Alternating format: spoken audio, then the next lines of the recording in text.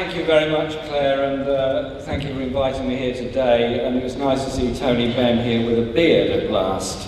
I remember the days when he was accused of being a beardless prophet, and now he seems to have come round at last to growing a beard. Keith Fleck will be pleased, and if Keith is here, I hope that's already been tweeted out.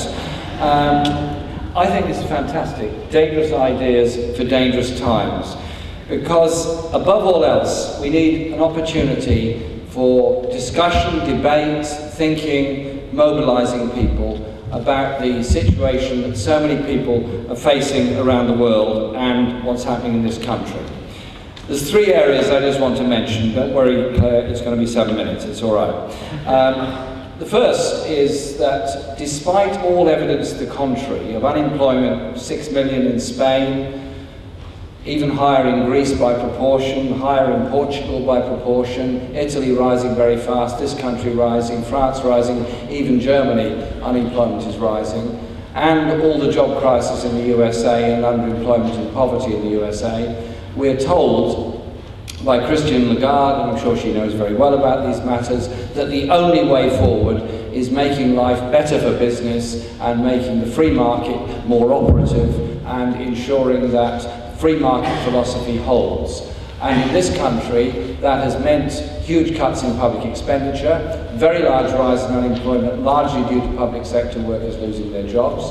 The government counters this by saying there's been a rise in private sector employment. True, there has been a rise in the number of private sector jobs, but there has also been a reduction in real wages, a reduction in terms and conditions of employment, and a reduction in the longevity of that employment. So what we've done is lost 500,000 public sector jobs that were relatively well paid, relatively secure, and relatively on decent conditions in favour of 0 hours contracts in the private sector with no pensions, limited holiday entitlements, very little job security, and usually not organised in a union. So we move from organised public sector workers into unorganised private sector workers on very bad conditions, often people doing 2 or 3 jobs at the same time.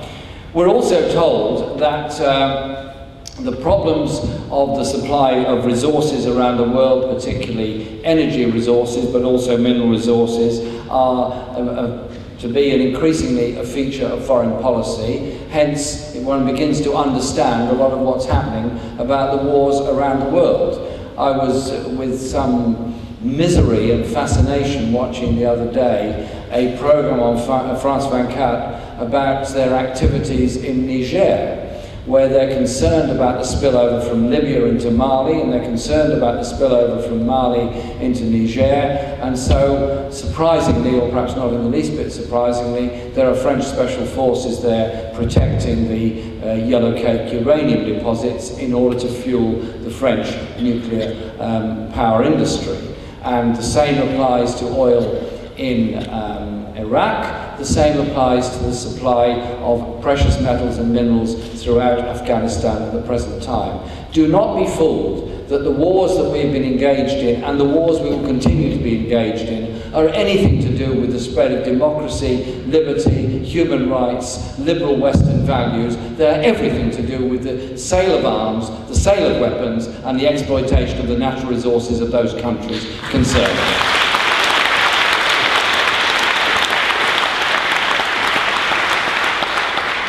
And the last issue is, of course, the one of crucial importance to all of us, and that is the environmental destruction of our own planet. What is happening to our own ecosystem, what's happening to air quality around every city around the world, and what is happening to the numbers of environmentally caused diseases and the number of people that are forced to flee from their communities because of environmental destruction, deforestation, and the loss of agricultural land, and therefore, following on from that directly, is a food shortage. It shouldn't be seen as an alternative to socialism to talk about the environment. To me, sustainability, living with the natural environment, living with a natural ecosystem, is part and parcel of the very fibre of what we're about as wanting to live in a socialist, sustainable society, where you plan for need rather than plan for good. and we protect the environment at the same time.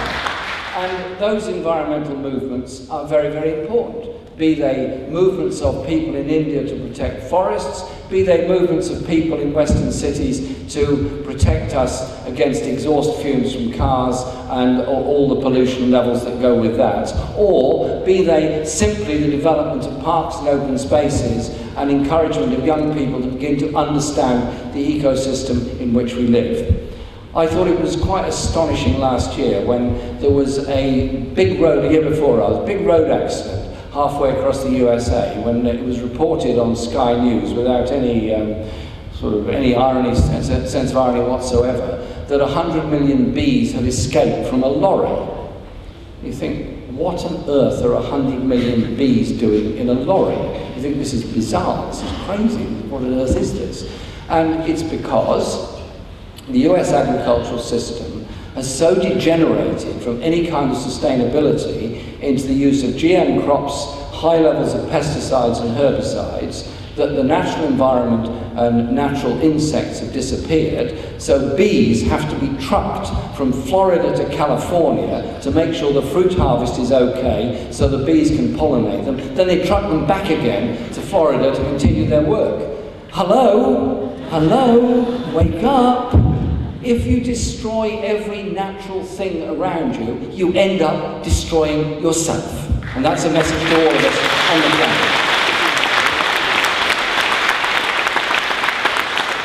And then this moves on to how we promote the alternatives, how we promote a society based on need, not greed, how we promote a sense of justice and equality within our society, and how we combat the far right. Now, it is no accident that the dreadful event in Woolwich just over a week ago was suddenly exploited by the EDL, who've gone round the whole country saying that somehow or other it is the fault of every Muslim, just as 20 years ago it would have been the fault of every Irish person, just as 40 years ago it would have been the fault of every black person, just how 80 years ago it would have been the fault of every Jewish person, and as Lindsay said, so it goes on, the endless search for the minority to scapegoat, to blame, to mete out all the horrible retribution on at the present time. And then the general narrative that sadly some people in our own movement, and indeed in my own party, seem to buy into, that if we're going to look good in order to go into government, we've got to look tough. Now, I don't mind people being tough, and I'm very happy if they're tough on Barclays Bank, or ICI, or Monsanto, or the International Monetary Fund, or the European Central Bank. I'm quite happy that people should want to look tough, being tough on those. But when the idea of being tough means taking benefits away from somebody because they're a migrant, taking benefits away from children because their parents are undocumented, destroying people's lives and forcing them into criminality or marginal work because of the inefficiencies, inadequacies, or sheer nastiness of the Home Office system, that then becomes a racist attack on a minority. We should have no truck with it, no part of it, and stand in solidarity with those people. And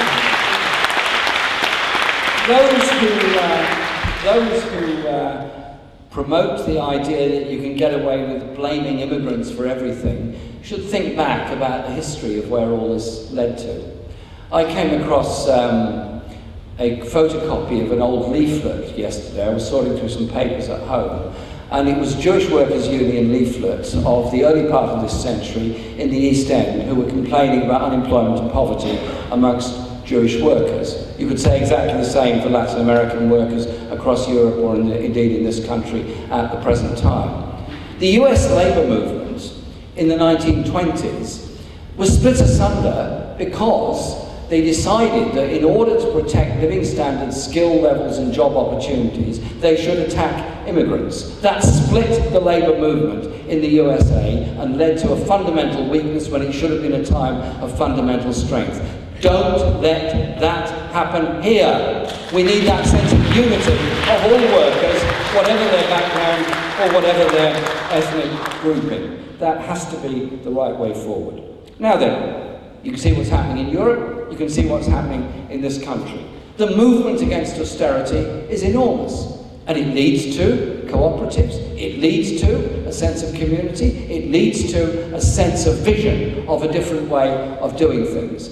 This festival this weekend is about unleashing that vision, unlocking that vision, showing people through practical experience that there is a different way of doing things. And tomorrow morning we're going to have this session on Latin America. And Latin America is not perfect. There's greater inequality in Mexico than any other country in the world. It's the world's richest man lives there, and some of the world's poorest people live there.